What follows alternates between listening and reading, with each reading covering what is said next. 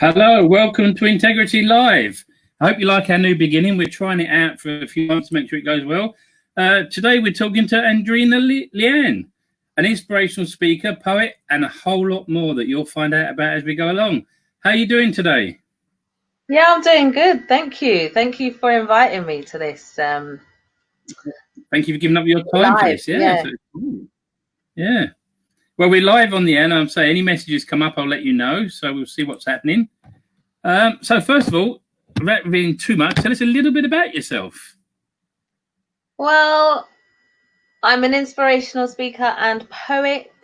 I'm 39 years old. I live in Walthamstow, East London, with my partner Jermaine and my daughter who's 18. Her name's Renee. Yeah. What can I say about myself? Well, let's start. You'll find out. Yeah, you'll find out. Let me tell you how I found out about it. I was spoken to by Aaliyah. She said to me, "Can you do me a favor? Give me your address again." So I said, "Yes." And I've got a poetry book being sent to you. So I said, "Okay." And so in the post the next day, I got this poetry book. And I think that's you on the cover, isn't it? That is me. That's the one, yeah. So tell us about your poetry.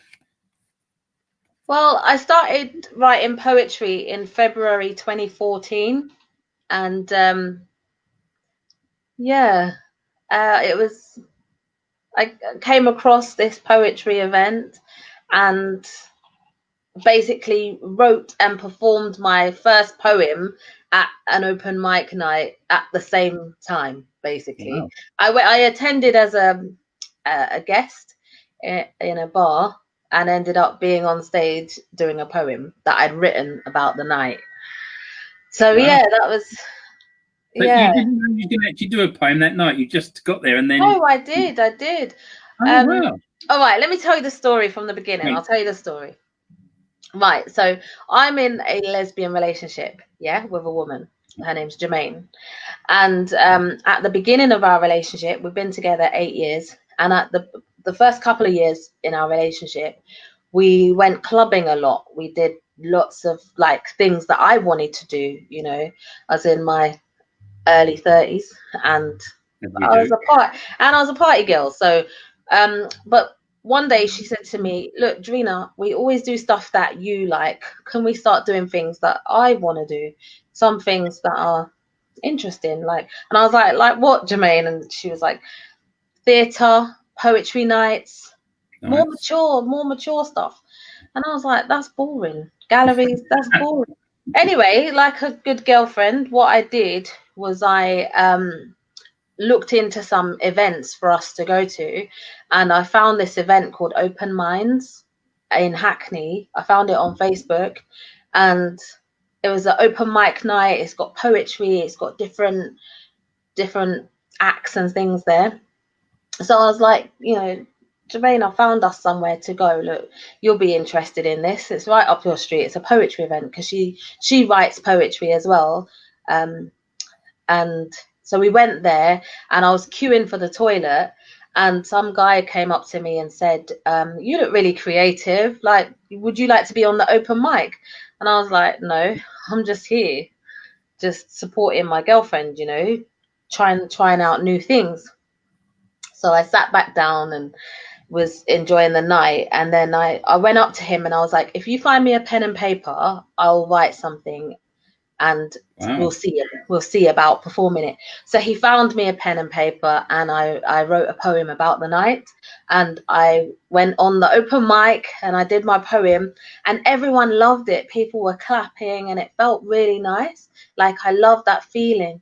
So I said to Jermaine, I said to her, "I love this. Why haven't we been doing this? Why aren't we going to poetry nights?"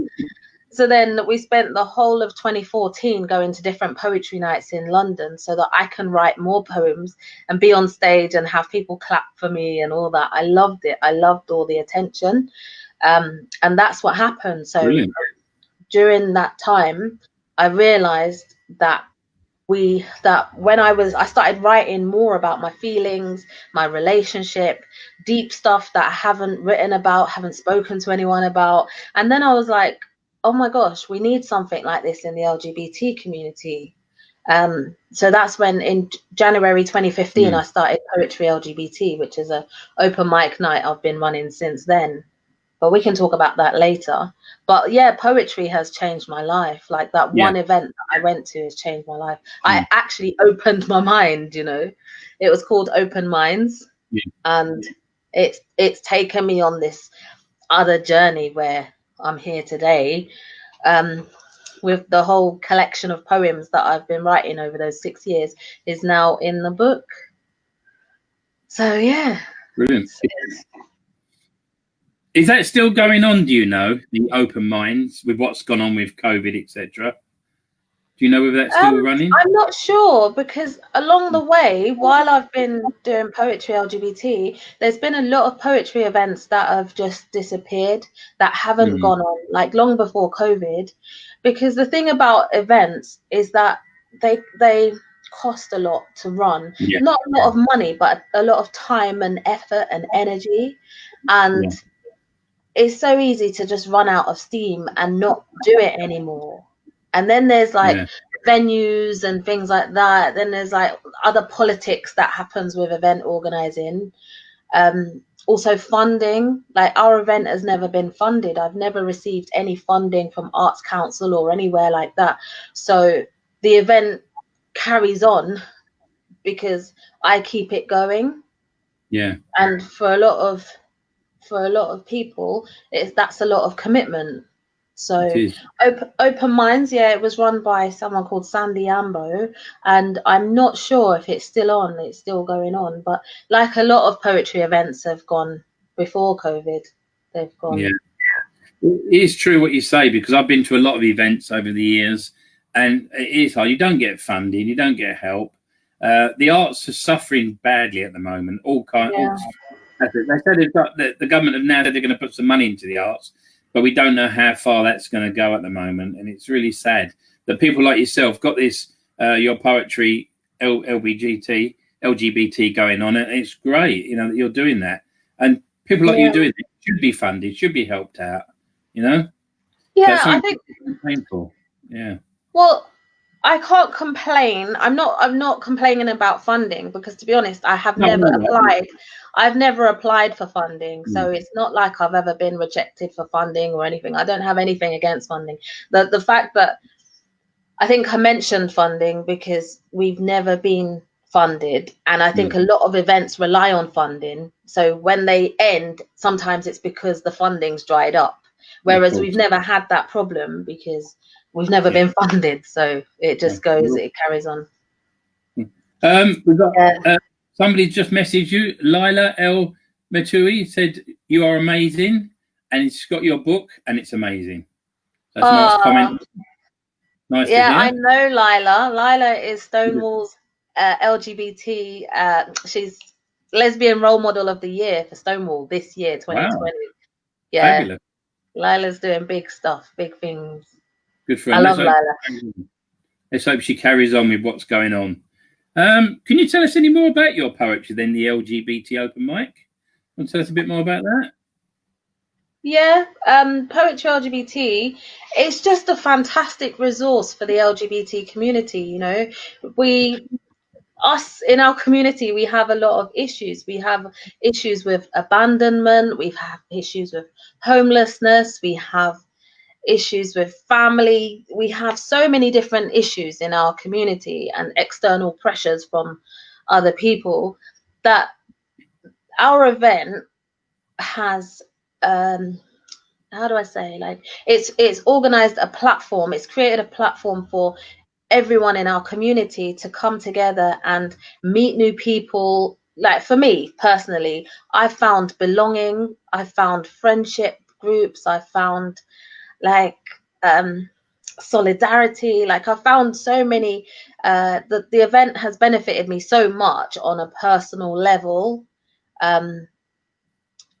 And from what I hear from other people, it's done that for them as well. And the thing I love the most about Poetry LGBT is that we don't have to be Shakespeare to write our poetry. No. We don't have to be, well, we can't be Shakespeare anyway, he's dead. No. But we can't, we don't have to,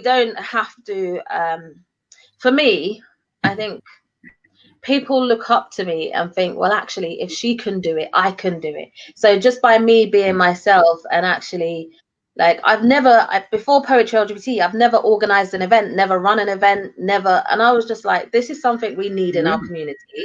Yeah. So I'm not like, that's not my background, event organizing. I just recognized going to all those poetry events that we needed a space where we can be free to be ourselves, to express ourselves, and talk about the things that are bothering us, and talk about lots of different things, and meet new people. Like, you know, I love the fact that it's online now as well, because online I'm able to connect with people all over the world. You know, we've gone global now.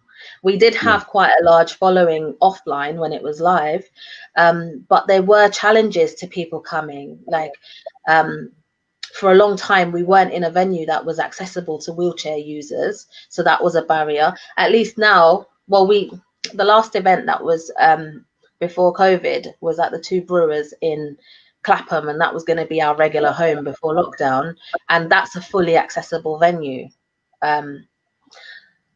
But yeah, like, now that it's online, we've been able to connect LGBT people all over the world, and we're able to share our truth, share our stories, share our experiences.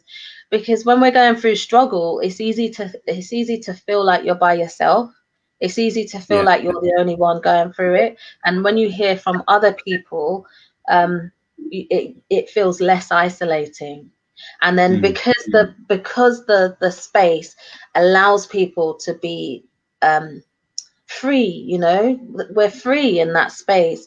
Like, I don't vet anybody's work, you know. Robert, you could come and say, oh, you know, Poetry LGBT is actually on this Sunday because it's on the first and third Sunday of every month. You could say to me, right, I've got a poem I want to perform, and I'll say, come do your poem. I want to hear your words. You have 5 minutes. As long as you keep it in the 5 minutes, that's fine.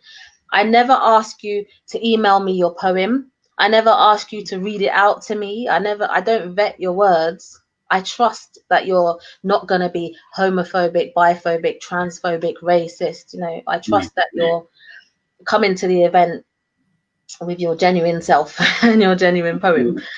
And I don't vet anyone's words. So because of that, we're free, and there's no hierarchy. We don't have feature poets, so nobody's better than anybody else. Like, it's a very welcoming space. You know, you don't have to have a degree in English to be able to come to Poetry LGBT. It's not that kind of space. And I don't have a degree in English either. I think it's from the heart. Poetry is from the heart and from the soul. Yes, exactly. Well, thanks for plugging me. I've been writing poetry since the 70s. So thank you for plugging me, and I've been published a few times. But I'm going to put you on the spot now, and I'm going to ask you, would you read us one of your poems, please? Yeah, definitely. Yeah. It's been nice. I don't know. Give me a topic. Like, tell me anything. Because I write about mental health. I write about my relationship. I write about housing issues. I write about, these are all my personal experiences. I write about childhood sexual abuse. I write about all sorts of things. So flick through the contents and ask me. Page 29, inner voice. Oh, inner voice. I like inner voices. I sit and think. I see people, and then something will come to me in my inner voice, and then I write down. Everywhere I go, just to let you know, I've always got a book with me. This is my book, and I wrote words down all the time. It's all covered in words everywhere. So that's my inner voice coming out of me. So I love that. I love that. I love that you have a physical book. A lot of people have phones and iPads and laptops. I write down all the time. Even when I go away, I write down and write down when I was in Cairns with Leeanne, wherever I am, I write a poem, or I write down what I've written it. So it's all got meaning to me. So it's brilliant because inspiration can come from anywhere and anything, innit? So, right, this poem's called Inner Voice. There was a voice inside waiting to be heard, hidden thoughts and feelings far from absurd. holding back the tears for so many years due to negative judgment and fears. Fear of being rejected, fear of being isolated, fear of being violated, fear of people with their unrelenting hatred, fear of feeling that if I stayed confined, I would eventually lose my mind. Buried deep inside, there was nowhere left to hide. That inner voice needed to come out. It needed to bellow and shout, I too am worthy in all my human glory. Thank you. And Yeah, that's my inner voice. well said. I wrote that because I wrote that about coming out. I wrote that was actually about coming out as being gay, being a lesbian. Like I felt confined. I had to come out, you know. It had to come out. It had to. For me, it had to come out. And I wrote that for that. But I read it the other day, and where I've been speaking my truth about childhood sexual abuse and my experience with that's exactly how I feel about that too. Like coming out and speaking my truth about that issue as well. So even though I wrote it for something else, it's got a second meaning. Yeah. Yeah, I read Brilliant. I read it the other day and thought, oh, that's exactly how I felt about, because the whole abuse thing, I held that in for like 30 years. You know, I'm 38 now and I haven't spoken about it. I only started speaking about it last year, so it hasn't been long. No, good for you. And sad that that's happened, but it's good that you can write it down and come out. And you also, because you're speaking about it now, I'm sure if other people have got problems and had suffered that as well, you know, they can contact you and, you know, you can help them, etc. So it's good. People bottle things up too much, sadly. Well, you know, it's funny you should say that, because when I first started speaking my truth about abuse, I had lots of people message me and say that happened to me too. Like, it's so common. And the thing is, when I was being triggered by their emails, because there's me, I've come out of my truth and I haven't processed my stuff, and then I've put it out there, and then other people are bringing their stuff to me, and I'm not a counselor, I'm not a therapist, I'm not a psychologist or anything like that, so I didn't know how to process their stuff, you know. And so I would respond back in an email. I didn't get loads, I got about 4 or 5 emails, like quite detailed about things that people have been through with regards to sexual abuse, and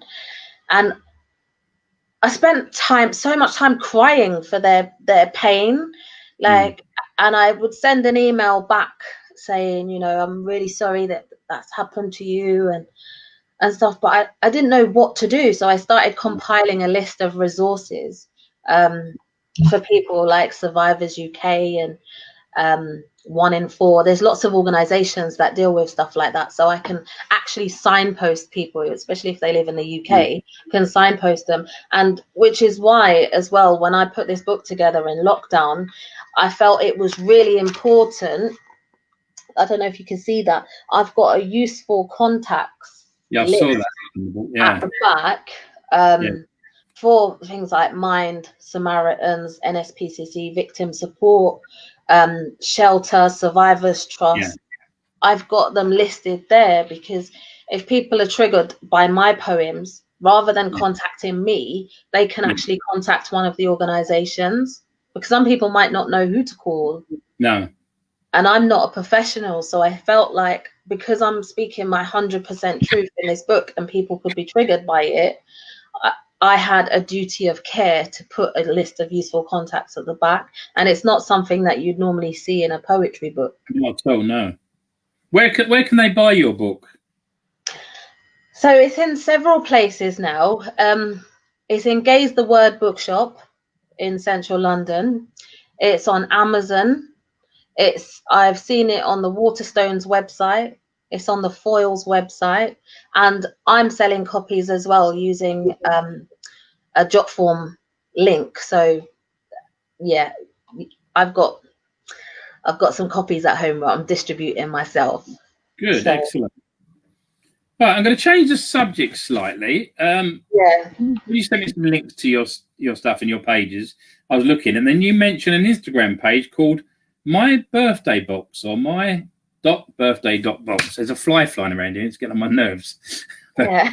So, can you tell us about my birthday box? Yeah. Interesting. Well, here's one I made earlier. Right. Oh, yeah. So this is the birthday box. It's basically a box, a simple plain white box lined with tissue paper that's got a birthday badge, it's got a banner, it's got some balloons, it's got some blowouts, it's got some bubble blow thing. And the reason for this is because my daughter, she turned 18 during the lockdown, and we were having a conversation about birthdays and not celebrating that milestone birthday during a pandemic. So during that discussion, I said to Renee, I said, wouldn't it be a brilliant idea if we, because I said, what about all those children whose parents can't afford to celebrate their birthday? What about those children? Like, come on, you're not that hard done by. There's people out there that can't even think about a birthday because they have to think about providing food and paying bills and stuff like that. So I said, why don't we put together a birthday box with birthday supplies and distribute them to food banks, so that they can give them to the families if their children have a birthday coming up. So if they're already going to the food bank to collect food, they can be asked, do you have any children in your household under 16 with a birthday coming up in the next 2 months or whatever? And then they could be given a box. And so we set up a Just Giving page. We raised £1,568. Wow. We gave out 200 birthday boxes to food banks across Waltham Forest, Haringey and Hackney. And it was good to do that. We made videos, we documented the journey. It's on the Instagram, like you said, my.birthday.box. We've got YouTube videos as well documenting our journey. And it was really good to actually do something, because it was such a miserable time, it was such a miserable time at that time of the lockdown. And because I was compiling my poems for the book, the birthday boxes were a happy distraction, because I was being triggered by my poems. Because I had them all in in 2 journals, and I had to type them up to give them to the publisher. And as I'm typing them up, like I'm crying over my laptop, crying, and it was a bit much for me. So the birthday boxes were a nice happy distraction for me to leave the poem, leave the typing up the poems, focus on that. I had something else to focus on.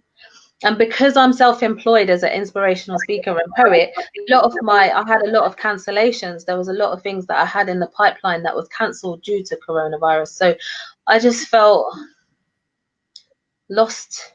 So the birthday boxes helped to give me and Renee something to do. We did it for 9 weeks, so we did something together. And everyone loves it. I've made so many connections since then. People think it's brilliant. It's not a completely 100% unique, my idea. I'm not going to take all the credit for it, because it's something that's started in America. That's something they make birthday boxes in America. Yeah, there's a charity that specializes in it in America. And so it's not, I thought it was original to me at the time when I did it, when I come up with the concept, but when I did the research into what would go in it and stuff, I came across the American ones. So yeah, nothing's new under the sun, but everyone loves it. That's good. Everyone. So are you thinking of reintroducing that somewhere, or maybe doing one for Christmas? Yeah, it all depends.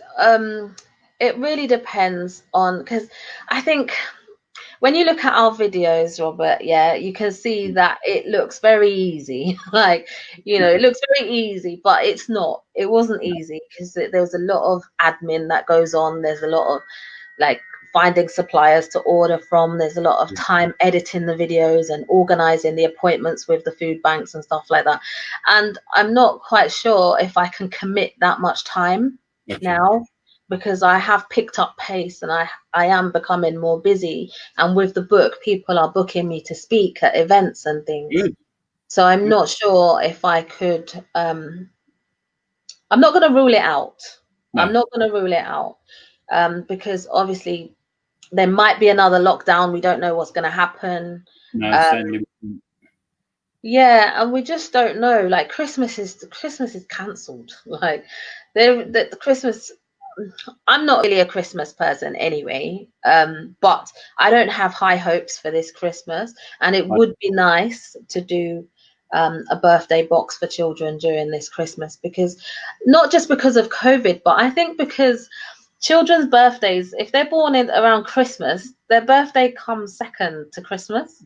A lot of people I know, like my partner Jermaine, she's the 29th of December, and she goes, her birthday is never celebrated because people are so like bothered about Christmas, or they're always broke by the time her birthday comes. Yeah. So it would be nice to do something for Christmas, because then like those children who normally their birthdays get overlooked because of Christmas, they'll have something for them. Yeah. So yeah, I'll think about it. I'm not gonna rule it out. It's put a little seed into your head to think, isn't it? So Yeah. has COVID give you a few more aspects of your life during lockdown? You know, you've got a little bit different perspective. Instead of going off on one path, you've decided to do other things. Yeah. A lot of people said this. Yeah. The thing is, like, for me, I made the decision at the end of last year that I was gonna go on this inspirational speaker journey. You know, I was gonna go on this mission to speak my truth and inspire other people to speak their truth about childhood sexual abuse. And New Year's Eve, I cut off my hair, and I was like, because hair was a big thing to me. I always had to get my hair done. And I thought, I'm not going to faff about with hair. Like, this is a mission that I want to focus on. So I just kept my hair in a simple style. I thought, New Year's Day, I'm newly self-employed as this new journey. I'm going to go out there and like do something. I didn't know how it was going to look. But by the second week in January, I was on the sofa crying, regretting leaving my NHS job and spending time just like thinking, what the hell am I doing with my life? And then Lila, who you met earlier, who you said is in the chat, basically contacted me and said, let's do 3 women, 3 stories. And I was like, what's that? She was like, 3 women, me, Maria, and you. We all go around to different staff networks, and we'll do our 3 women 3 stories where we talk about intersectionality, self-care and kindness in the workplace. And I said, yeah, count me in, that's brilliant. So I got myself off the sofa, I got into that, and we went to Southwark Staff Network. We had other staff networks in the pipeline, and then COVID hit. COVID hit, and then there was like cancellations after cancellation. So I spent more time on the sofa crying, going, oh my God, you know, if I'd stayed in my NHS job, I probably would have been furloughed. I wouldn't have to worry about money. Like, you know, what did I do? I chose the wrong year to speak my truth. And then, you know, since doing the birthday boxes and since doing the book together, delivering writing workshops on Zoom, I've changed my name legally in lockdown. So I used to be Andreena Leeanne Bogle Walton. I'm now Andreena Leeanne. So Leeanne is now my surname legally. So all of that, I sat back and I thought, do you know what? I did choose the right year to go and speak my truth. I chose the right year. No time was going to be perfect, but it's not bad. It's not bad because I don't know, I feel grateful that I've had the time to appreciate spending quality time with my family, like my immediate family, Jermaine and Renee. I've had time to process my emotions. I'm now doing counseling online. I'm receiving counseling online for my issues. There's so much that's gone on that this year has put things into perspective that what's important is connection with people. Like, people are important, you know, building connections, um, showing kindness, compassion, that's important. All of this other stuff isn't important. What's really important is that you need to have a roof over your head, food on your table, Yeah. and um, it don't even matter about clothes on your back, because like when you're stuck indoors, you can wear the same clothes every day and it don't matter. Yeah. But yeah, it's really put into perspective what's important. And I think it's also a good time, because while I'm speaking my truth and that, people are processing their truth Yeah. during this time as well. And you know, there's been a lot of people that have contacted me and said like some of the poems that I've written really resonates with them because they've experienced that as well. So we've all got time. I know that, like, some of us are more fortunate than others. Like for me, I do have a partner who's paying our mortgage and keeping a roof over our head. Like I know how blessed I am. Um, but yeah, we have time to actually reflect and work on what's important.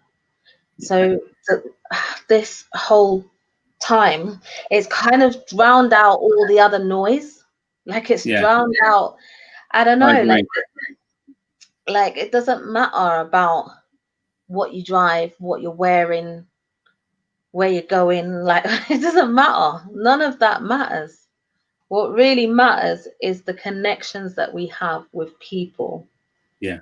And how we look after and support each other. That's really important. Well, we are very lucky at this. It's sad that COVID's hit, but could you imagine COVID hitting about 25, 30 years ago when there wasn't the internet, wasn't the connection? Yeah, That would have been awful. that But would have been yeah, tough. so we are very, very fortunate that we can do it at this time. But well, before I answer the last couple of questions, I'll ask you to choose a poem from your book now. You can read one of your poems out, if you don't mind, please. Yeah. I actually like Proud with Pride. I thought that was fabulous. Page 89. Just thought I'd tell you that. Yeah, I like Proud with Pride. Yeah. I like Proud with Pride. Yeah, it's well written. Yeah, let's go with that. Proud with Pride. Be proud and stand your ground. Walk around and make your sound. Wear your colors and stand out for hours. Wave the various flags. Try not to worry. Find your tribe. You're in good company. Shelter from the hate. Fight with all your might for what is your human right. They will see. It's all love and light. In time, we will all be all right. Love who we love. Marry who we marry. Don't apologize. No need to ever be sorry. We are who we are. Just live and be happy. So yeah, it's just about being proud, isn't it? I've got a lot of people that are gay and they're lovely people, and I work with a lot of them all the time, so it's fabulous. It's great, and you wrote that brilliantly. So, would you give us a few links to your pages before we go, where people can find you? What is that time up already? What? 33 minutes, and you said you want to go about 45. So yeah, I've got Oh wow! I But can chat for England. that's great. It's been a great chat. Well done. You carry on. Yeah. I've got one more question after this, but yeah, please tell us a few. I just want to read the foreword of my book. Please do. The foreword and what I've written at the back, because it's really important. I want people to get the gist of what this Excellent. book is about. Yeah, I've put, there's a strong correlation between childhood trauma and mental health issues. I suffer with PTSD and depression and use poetry to write honestly about the multitude of issues I have experienced in my 39 years. I have found writing to be hugely therapeutic. While I recognize the value of professional therapy, my poetry has helped me to come to terms with some of these issues. If they're not already doing so, I hope to inspire the readers of this book to speak and write their truth. We don't have to be qualified writers to write down how we feel. Honesty is the only qualification for this kind of work, and we don't have to share it unless we want to. This collection is called Charred. Think of a piece of wood that has been exposed to the flames. You may think of it as damaged, and it's true, it has been burnt and blackened, but it's still resilient and much stronger after going through this process. Think of me as a piece of charred wood, and this is what a piece of charred wood looks like. And charring wood, like this piece of wood, is probably going to last 50 to 100 years longer after going through this process. So, and the whole point of that analogy or whatever metaphor, is it a metaphor? I don't know. The whole point of that is to show that there is so much strength and resilience in us, in what we go through and things like that. And just because we've been through a lot, it doesn't mean we're on the scrap heap, you know. It doesn't mean that we're not important. Or yeah, we do, some of us wear our scars on the outside, some of us have it on the inside. Just because we're scarred or charred, it doesn't make us less. It actually makes us more powerful, because we've got more experience, we've built up resilience, and if we can all feel comfortable enough to speak our truth, it will inspire other people to speak their truth, and more people would feel less isolated. And speaking your truth is not something that should be done lightly, because it does come with its own challenges. For example, when I said to my mum in December, I said, you know, after 30 odd years, Mum, I'm going to start talking about the abuse that your husband did. She didn't like it. She tried to silence me. She was like, no, Andreena, don't keep going on about it. Don't come out with it, because, you know, it's only going to hurt you to keep talking about it. Move on with your life, you know. And I was like, no. For a second, I thought maybe she's right. Maybe I should not talk about it. And then I sat with it and I was like, no, I am going to speak my truth. I'm more determined to speak my truth, because it's really important. Because why should I carry around all this heavy baggage on my shoulders for more years? You know, I'm going to speak my truth. It's part of my healing and part of my therapy. And I haven't heard from her since the 6th of December. In fact, I have heard from her since the 6th of December. When my book was, when I got the test copies of my book, I posted one to her, and she sent me an email saying that she's received my book. She's happy for me, but as for herself, she feels like shit. And that's because of her involvement in the whole thing, you know. So speaking your truth, what I'm trying to say is that speaking your truth comes with its challenges. You know, sometimes a lot of the hurt that we go through, it involves other people. Other people are responsible. And just because I'm ready to talk about it and deal with it, it doesn't mean she's ready to talk about it and deal with it. So this is something that she has to process herself. And we were getting on all right before, when I wasn't speaking out of turn or speaking my truth or not upsetting the apple cart or whatever however that saying goes. Everything was fine, isn't it? When it's all swept under the carpet, it's fine. It's fine. But as soon etc. It's not good for you, because it might encourage a lot more people to suddenly speak up, make phone calls, speak to counsellors, speak to any of the people in the back of your book, and you know, and get it out of the system. Please, anybody out there that's suffering on all kinds of mental health, please don't bottle it up. Speak about it. Speak to anybody. Just, you know, open up. It make you feel better, you know, and that's what's got to happen. Well, it might not make you feel better. It might not. It might make you feel worse. It makes you feel like shit. But it's a process. You go through all the emotions. Like my poem, I put the same poem in twice. I put it in first and I put it in at the end. It's called Speak Your Truth. And it goes, it's okay.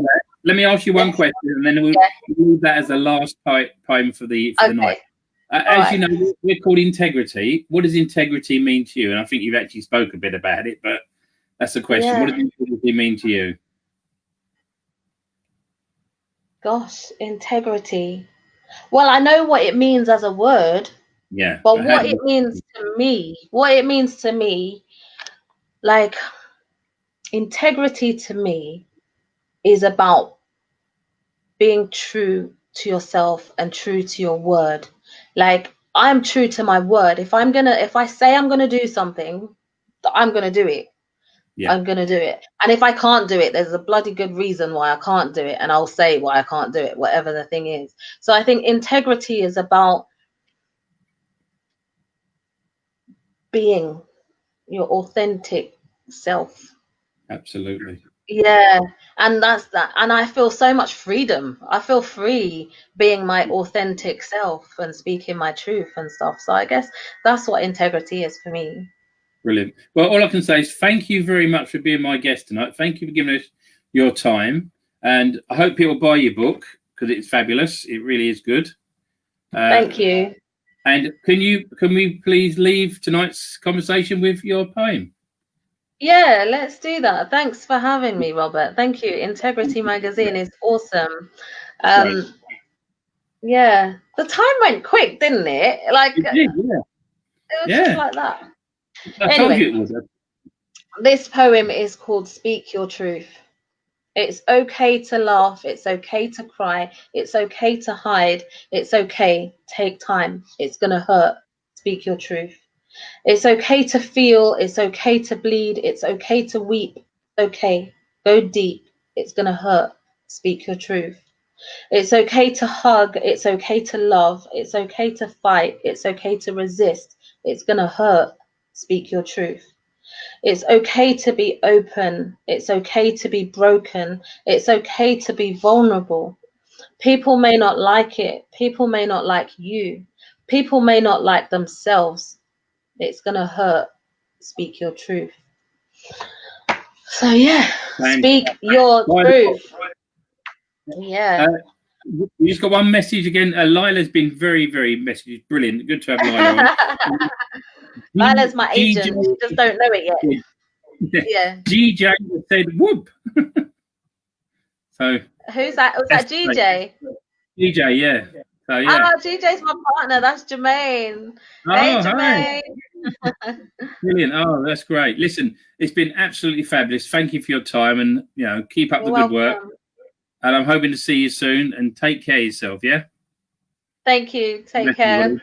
Thank you. Bye-bye. Bye.